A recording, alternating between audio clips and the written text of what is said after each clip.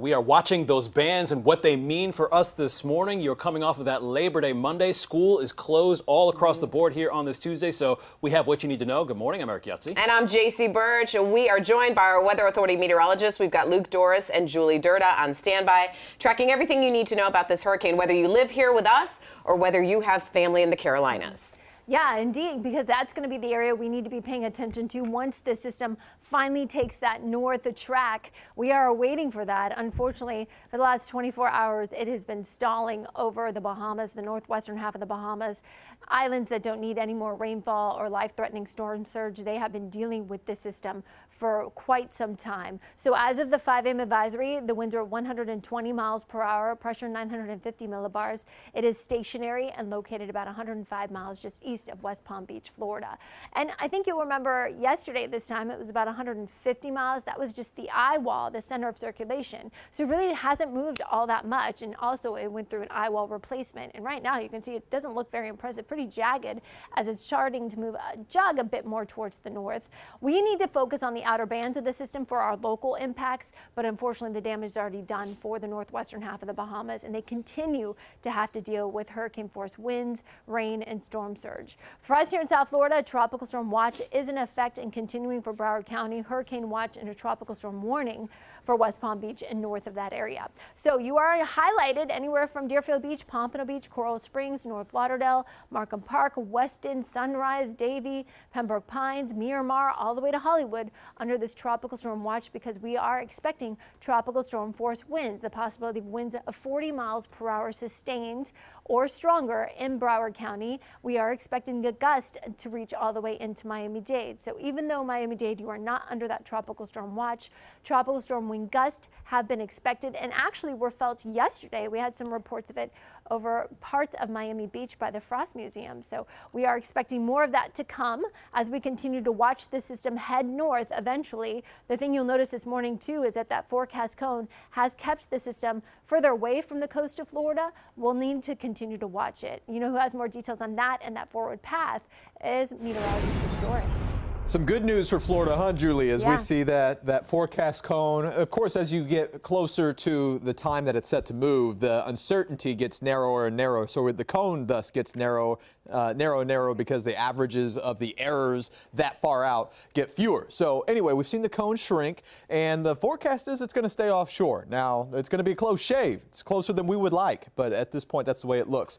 Still, Bahamas getting just absolutely hammered with this storm, as it's been over some locations for 15, 18 hours. The eye wall, the worst part of the storm, stuck. It's absolutely horrible.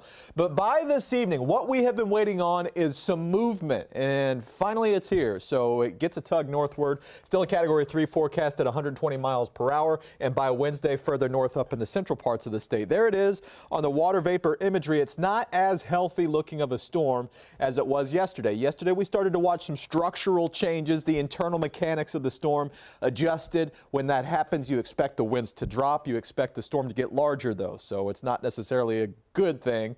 It's got some bad with it, too.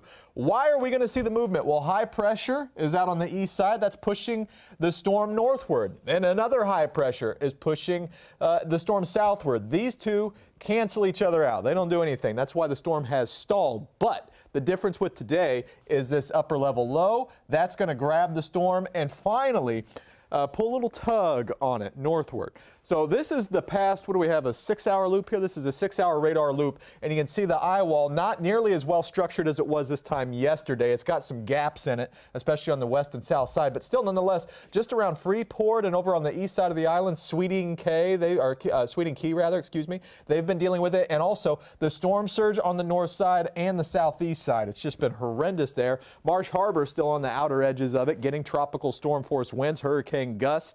And if you look at this, the center of the storm right now is about, we'll say 20 or so miles further east than where it was expected to be. The models had put it over here. The storm was moving west, it stopped, and because it's not in this location, then it should stay offshore of Florida. That's what the models all have now. They see that it stopped and it wasn't able to drive further west. Thus, as we go through the rest of the day and it pulls away from South Florida and runs up the central and eastern part of the state, it stays offshore with the core. That That doesn't mean that we won't see impacts in Florida, as it's going to bring storm surge. You know, you get this northeast flow that's going to pile up the water, and also hurricane force winds occur well outside of just where that eye wall is. So it's still going to bring impacts, but it doesn't look to be a landfall for Florida unless some drastic change were to happen in the central and northern part of the state. Doesn't look likely at this time, but the Carolinas, they will be on alert by midweek, and we'll be tracking that. Julie, here at home, I know that those rain bands are going to be gusty at times. What do we have? We've already seen some of those gusts, you're right, Luke. Well, this morning,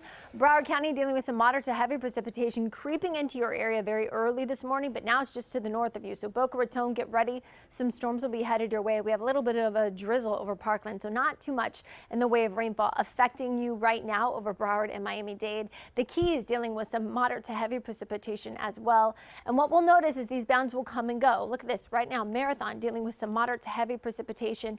And we're noticing as that precipitation continues across parts of Marathon, it will push from the northwest to the southeast. And then all of these showers will continue to push right into the same area. So that's the one thing we'll notice. When you start to see the beginning of rain bands, those bands will continue to affect the same areas before seeing a break. Embedded in those storms, yep, winds. Look at our winds right now, anywhere between 13 to 20 miles per hour. This is Hialeah with the strongest wind, but gust even stronger. Look at the wind gust in the 20s in Pompano Beach, Pembroke Pines, and Hialeah. Wind gust in the Keys at 18 miles per hour embedded in those storms. So the wind forecast is that Miami-Dade through this evening, we'll deal with tropical storm force wind gust possible. We've already seen it happen in some of the neighborhoods in Miami-Dade. Broward, we're expecting tropical storm force winds with tropical storm force wind gusts this morning into this evening. And obviously West Palm Beach will continue that trend going into tomorrow. So here's the timing. I'm forecasting the chance of those strong tropical storm force wind gusts for Fort Lauderdale to start anywhere between 8 until about 7 o'clock tonight. And that means tropical storm force sustained winds as well. So that's a breakdown of the forecast when we're expecting the winds. I'll have more details on this and your full 7-day forecast because changes are coming.